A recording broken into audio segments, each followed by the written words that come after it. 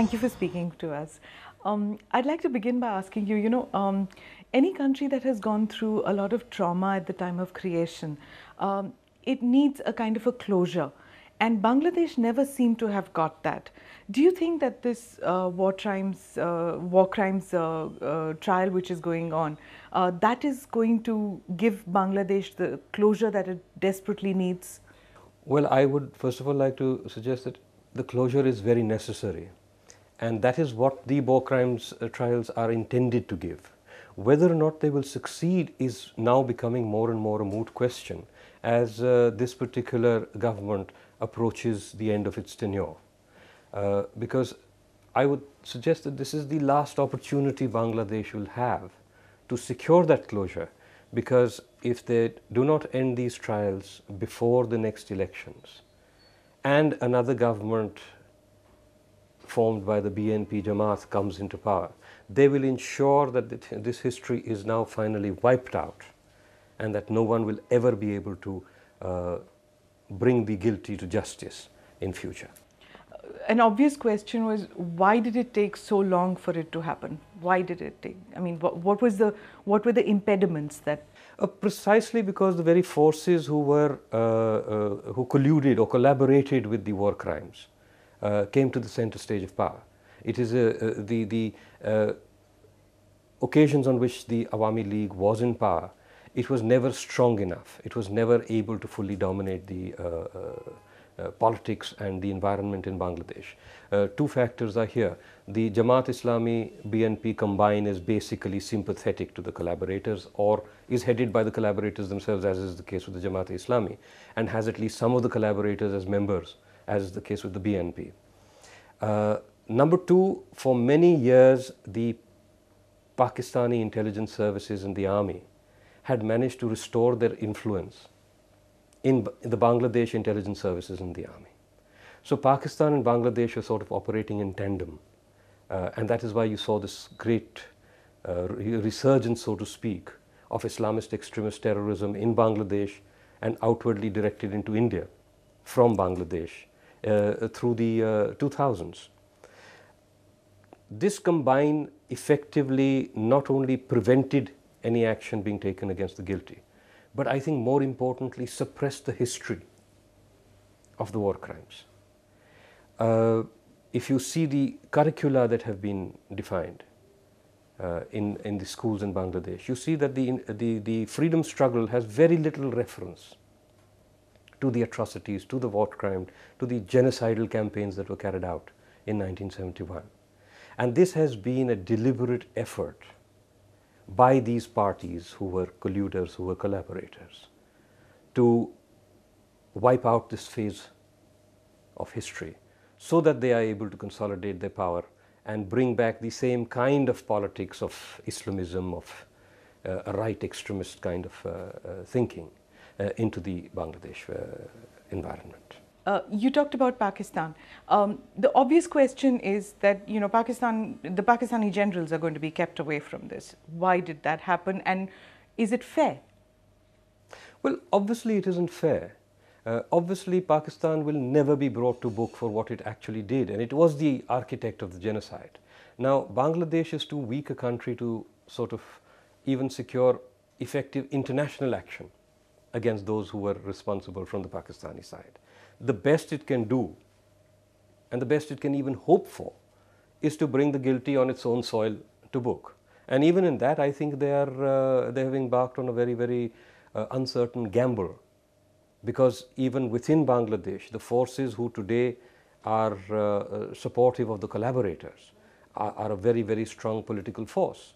And Sheikh Hasina and the Awami League's gamble could very well result in its own, I would say, in a tremendous amount of political violence against these formations. You're using a very strong term. You're saying Sheikh Hasina it's a gamble for her.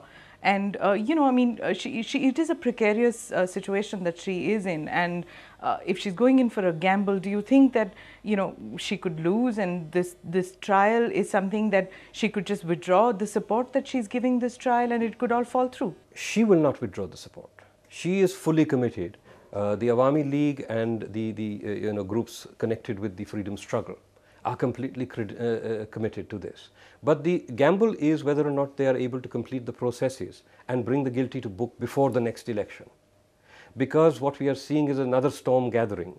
You see, one thing that you need to understand is the popular psyche in Bangladesh today. As a result of a very successful campaign over all these decades in trying to wipe out the memory of the war crimes, what you have is a younger generation, at least, people who were born not very much before the freedom struggle, or people who were born afterwards. So people who are in their 30s and their 40s, who have almost no sense of the enormity of what was done in 1971. The result is the BNP Jamaat-e-Islami, among their own support base and among fence-sitters and the undecided, have been able to project the entire war crimes trial as a show trial, as an effort to politically marginalize or damage the BNP Jamaat by the Awami League. So it's a partisan affair. It's not a real quest for justice. Now, this would appear absurd to anyone who actually has a memory of 1971. But it is not so absurd to a people who do not have a memory and whose the histories they have been taught have deliberately eliminated this How aspect. did this happen? This is what, it's so difficult to understand, especially for Indians. For us, it's impossible to imagine for any Indian to forget the trauma of partition. No Indian can forget the trauma of partition, though it's 60 plus years. Whereas, how has Bangladesh forgotten the trauma of its creation, where millions were killed, where they were raped, and it's just 1971 that it happened. So how did it happen that they've just forgotten or erased it from the memory? You see, this is what happens in controlled societies or societies that have been under autocratic rule for extended periods of time, societies that are dominated by religious ideologies, societies where education has a very, very strong overlay of propaganda, of ideology. The net result is that the children are brought up to believe what they are taught to believe. Okay. There is no context of questioning. There is no context of a constant reappraisal of history. The history that is taught in any event is a particular history. To say they have forgotten the trauma of the freedom struggle is wrong. They never learnt of it. It's like what happened in Pakistan. They don't believe that in 71 that they caused the rapes, that they caused the genocide. Most Pakistani children post 71 don't know that a genocide happened and it was caused by their generals, isn't it? Absolutely. Pakistan teaches a completely different history of the 71 war as compared to, say, the Indian perception or the international perception or the Bangladeshi perception. Pakistan has invented its entire post-independence history. In fact, it has reinvented its entire pre-independence to West Asia rather than to the subcontinent. That is what I mean by controlled societies, by ideologically overwhelmed societies, not just dominated but ideologically overwhelmed societies. Now, for many phases, except for the brief tenures that Sheikh Hasina was in power and the very short denial has been the integral element of all regimes, military and non-military. So when denial has been the integral element of all these regimes and it has passed through into the school textbooks, into the environment of discourse, you will be astonished that even today in the media in Bangladesh, the reportage on the war crimes is extremely subdued. The question is why? Because everyone lives in an atmosphere of fear in Bangladesh, thinking that if the BNP Jamaat come back and we are seen to have been advocating the trials, we will be victimized, selectively pulled out and harmed. And if you could briefly tell me what were the nature of the war crimes and, will there be closure for those who were victims of those war crimes? Look, I think if you want to summarize what the war crimes were all about, then the Pakistani commander in what was then East Pakistan, Niazi, he had made a declaration. He said, "I will leave a bastard and a mourning lamp in every house." That was the strategy. That is what they set out to do and achieved in significant measure. They raped as an instrument of policy. In every And home. They tried in every home. The total number of rapes in that period of about 8 March to December, about 8 or 9 months, was over 200,000 rapes, at least. And you know that rape is something that is often not even reported or mentioned. Yeah. So 200 recorded rapes, close to 3 million killed. Over 10 million refugees on Indian soil. And when killed, then you're talking about orphans, you're talking about families which have lost their bread earner. Oh, absolutely. Well, you're also talking about that, but you're also talking about the sheer, you're very often not even talking about orphans, because entire families, men, women, children, everyone was killed. You're talking about the shock of a violence that those who have experienced it directly or indirectly, in their families, in their villages, as witnesses, they will never be, shall we say, healed. Why was the international community silent then and subsequently all these years? The dominant community internationally was silent because America was the dominant power then, as it is even today, and America supported Pakistan and did not want the truth of what was happening in East Pakistan to come out. And the Western powers, by and large, went along with this. And India could not, because its voice was not heard? India did not have that kind of a voice. India, I think, still has a very limited influence in international discourse. We are not even able to very effectively put across our own problems in terms of, our victimhood as from organized state-sponsored terrorism. And Russia, which was then USSR, did not want to get involved? What was the... You see, there was no very active... Russia supported us clearly. When the Americans sent in their 7th Fleet, there was a quiet assurance on the Russian side that we are behind you. Fortunately, that never came to an actual confrontation. We don't know where it would actually have gone.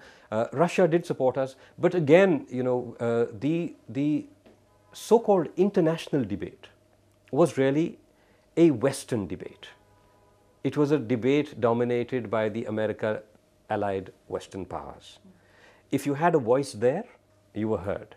If you didn't have a voice there, you basically ranted into the winds, which is what we tried to do. This is not to say that all of the West ignored these things. There were several Western agencies who described this as the worst genocide of history.